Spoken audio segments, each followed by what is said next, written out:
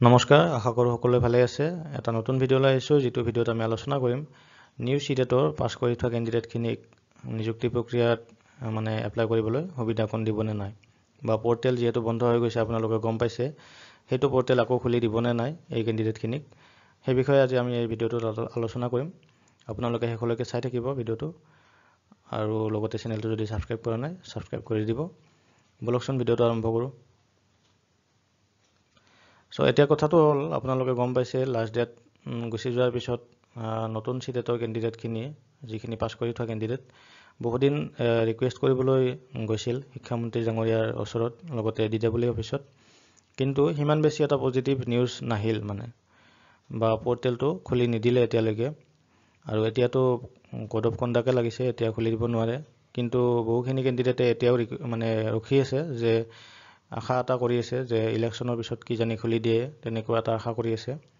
সেই বিষয়ে আজি আমি আলোচনা কৰিম এই ভিডিঅ'টোত। খুলি দিয়া আশা আছে নেকি? চাওক, এতিয়া আমি ৰিয়েলিটিটো চাব লাগিব।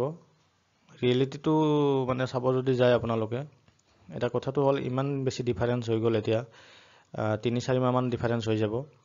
ইমান দিনৰ পিছত খুলি দিয়া আশা এটা কম থাকে। আগতে কেতিয়াবা দিছিল ধৰক 10-15 দিনৰ পিছত, সেইটো বেলেগ আছিল, সিমান দিনৰ ডিফাৰেঞ্চ নাছিল। কিন্তু এতিয়া ডিফাৰেঞ্চটো বহুত বেছি হৈ যাব আৰু লগতে এতিয়া কথা হ'ল, সিদিনা আমাৰ শিক্ষামন্ত্ৰী ডাঙৰীয়া এটা ভিডিঅ'ত আপোনালোকে গম পাইছে, দেখা পাইছে চাগে, কৈছিল যে ভেৰিফিকেশ্যনৰ যিটো প্ৰক্ৰিয়া সেইটো চলি আছে, প্ৰচেছটো চলি আছে। যিহেতু ভেৰিফিকেশ্যনৰ প্ৰচেছো আৰম্ভ হৈ গৈছে, এতিয়া আকৌ খুলি দিয়া কথাটো অলপমান আশা কম অলপ, মোৰ হিচাপত যদি চাব যায় আপোনালোকে।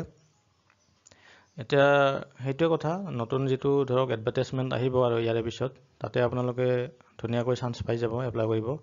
কিন্তু এইটোত অলপমান আশা কম আছে। মই একদম নাই বুলি নকওঁ, কিন্তু আশা অলপ কম আছে এইটোত। আৰু বাকী এতিয়া কথাটো হ'ল, এতিয়া যদি ধৰক আপোনালোকক খুলি দিয়ে, এইবাৰ যিহেতু জুনত আপোনালোকে অলৰেডি গম পাইছে চিটেট আকৌ হ'ব, তাত যোনখিনি কেণ্ডিডেট থাকিব সেইখিনিও ধৰক 1 মাহমান পিছত ৰিজাল্ট পাই যাব, জুলাইত ৰিজাল্ট পাই যাব।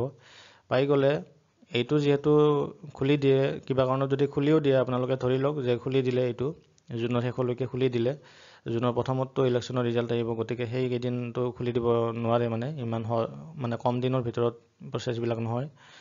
জুনৰ শেষলৈকে যদি কিবা কাৰণত খুলিও দিয়ে, নতুন চিটেট যিখিনি আহিব আৰু সেই কেণ্ডিডেটখিনিয়ে সেইখিনিও আৰু ৰিকুৱেষ্ট কৰিব।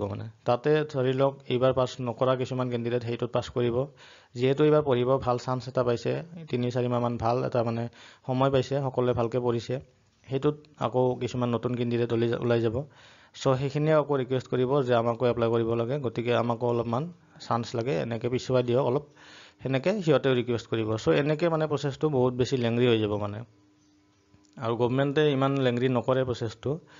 সিদিনা যিহেতু শিক্ষামন্ত্ৰী ডাঙৰীয়াই কৈছে যে ভেৰিফিকেশ্যনৰ প্ৰচেছটো চলি আছে, নতুন চিটেটৰ যিখিনি কেণ্ডিডেট সেইখিনিক আকৌ পৰ্টেল খোলা দিয়া আশা অলপ কম আছে।